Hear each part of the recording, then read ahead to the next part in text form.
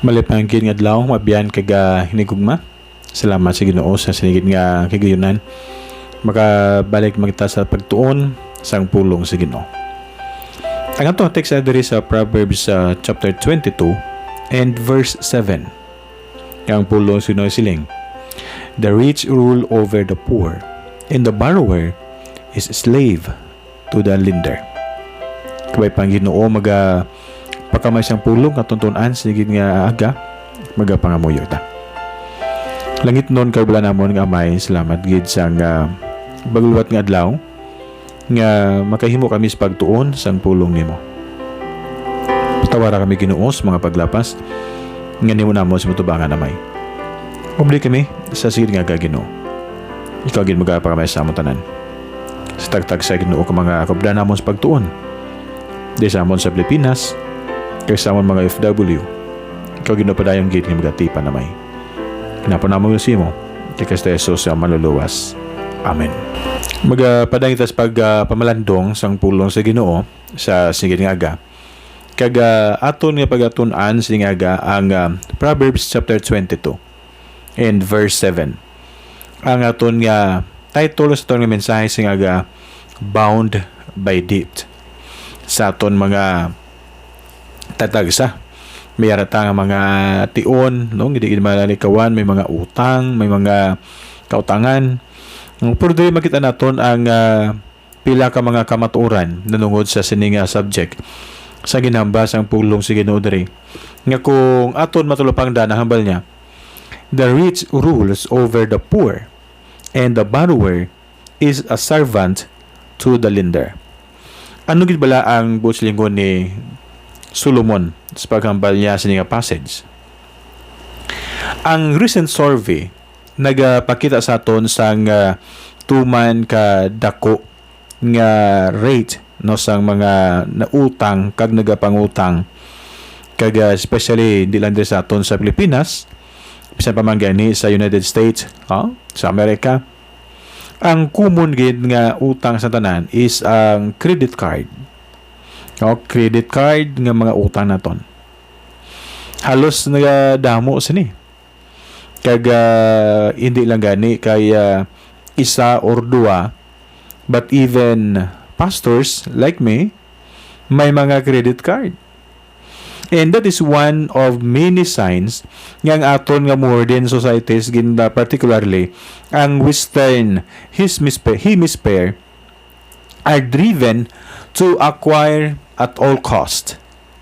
And we are to accumulate sa mga paggabutang, sa aton material nga kalibutan, and that is alarming rates para sa aton sa karon. And one of the prevailing mga butang nga nag-abot sa aton and nagahatag sa apon sa aton sang kamaturan ang padayon nga mga nagakapugday kay nagahulog sa aton ang aton nga generation sa karon is that we are always spending. Always spending more than we earn. That's why gintawag kita nga mga consumers, because we consume a lot. Biblical wisdom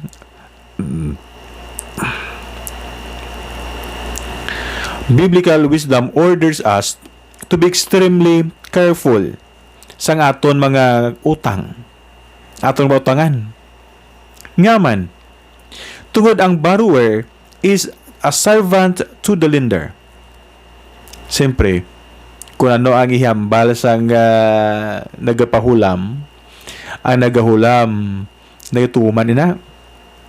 Kasi base din ang papulamon sunod. And we are held captive, or at least restrained by the debts, and we are obligado tayo magbayad sini. Once may ara ta nga utang, anan bayadan gid naton. Kaya di pwede nga may utang ikaw kanyang pagbayadan. Kaya obligado ta magbayad sini. When initanan ko utangan naton, aton nga babaydan. And we are limited in our choices. Kung ang Ginoo naghamba sa aton to pick up and himuon na yung bagay and move somewhere else, then himuon naton.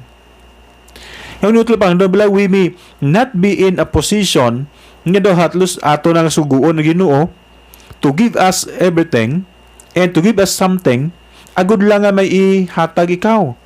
Agud lang may ibayad ikaw. If it tells us to embark on a different career path, we may not have the resources. We put ourselves in a position to limit His work in our lives. Ginalimitahan naton ang pagdihon sa Ginoo sa aton kabuhi. Ngano atot lapang doon balabyan, we are bound by the laws of our government and by morals of our faith to pay what we have promised to pay. Kailan bayad naton ay? Kung ato ginapromisa ato, bayad naton. Kung nagulam ikaw sa ka-person, if you promise that person nga bayadan nimo siya, bayadan nimo siya. Because we are bound by the laws of our governments and by morals of our faith to pay what we have promised to pay. And God would have us to do that faithfully and zealously. Apang utod, kung nimo tulapang doon, He would prefer that we never find ourselves in such a limited position. And when we do, we may have made some inaccurate assumptions sa atong tatag sa kamakabuhi. And we have assumed that tomorrow's income will be at least as high as today. Di ba lang? Nag-assume ikaw. Nga ang imo palabuton, ang imo nga maangkon buwas, mas dako sa imo ginaangkon subong. If not higher, we've tried to lock God into His bounty. Kag na ni Lord, himun eko, taga eko sini. So where are ang tuntulapang doon balak angay lang that we are right to receive rather than His right to give. Now, we assume too much about tomorrow. Nalipat kita, hindi kita nagakontrol sa aton nga palabuton. Hindi kita nagakontrol na matabo buwas sa adlaw. Ang Ginoo ang may kontrol sa tanan. Ano ba sa Bible? The Bible does not absolutely pervade indebtedness. Each believer must determine as a matter of conscience and of the Spirit who works within us nga dira aton makitaan in which ang aton tanan nga mga utang na aton makutangan are scripturally sound and which ones are not. Dinding mahusto, dinding maayo kag hindi. We need to determine as a matter of conscience and of the Spirit. But we are given strong warning. Tuman kasi ligon ini nga pagpaandam abyan. And God wants His people to be free from the world and bound only to Him. Luyag sa ginobyan. Mahilway kagikan sa nga kalibutan. Kag mag-focus lamang ikaw sa Dios. We must be careful. We must be careful. Because kabalo kita tanan. Halos na may mga ginatubang ang mga balaydan. Di ba la? Wala sa exempted sa aton sila. But we must be careful. We should serve others because we are called by His name, not because we are obligated by our frequent signatures.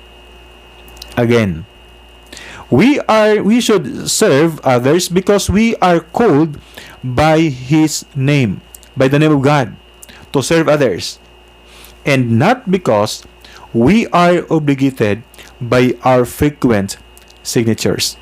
Tungod may pinirmahan ta nga mas-serve kita. No. Maragag kita sa iban, kaya gintawag kita sa Ginoo nga magpangalagad sa iban. Abyan. Talupang doon natin bala ang mga pila ka mga butang sa itong kabuhi. Sa ato nga padayon nga pagsunod sa pag-alaga sa Ginoo. I will close the passage in Romans chapter 13 and verse 8. If you have Bibles with you, siling sa pulo sa Ginoo, owe no man anything, but to love one another. For he that loveth another had fulfilled the law. Again, this is from the Word of God. Kagusto ko ni hatag sa imo ang ini nga pagpaandam gikan sa pulong sa Ginoo. Kang pulong sa Ginoo silig in Romans chapter 13 verse 8, owe no man anything but to love one another, for he that loveth another hath fulfilled the law. Kabaybabyan, nga may matuod ni sa aton ini nga matuoran gikan sa pulong sa Ginoo. Owe no man anything but to love one another, for he that loveth another hath fulfilled the law. Abyan, bound by debt.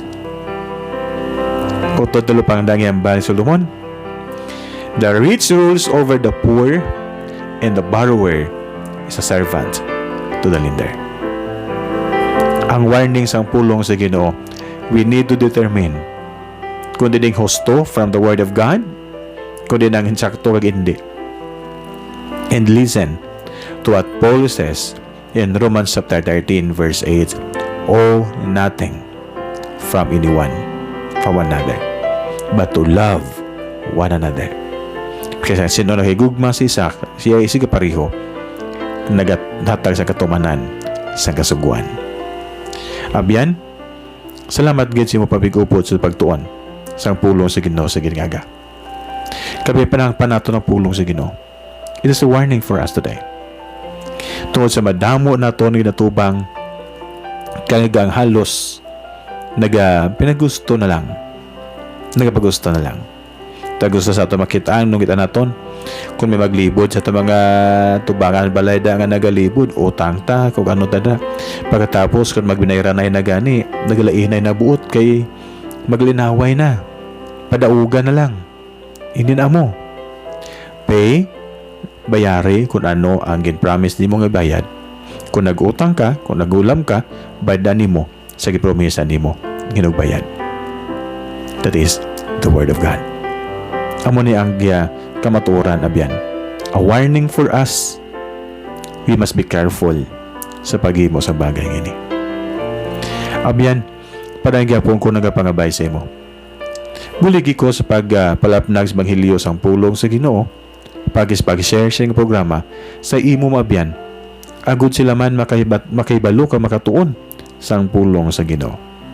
Ini mabyan. Kagalaga sa Ginoo. Pastor Janing Nesiling. Ang Ginoo magapakamay sa imo sa sige nila.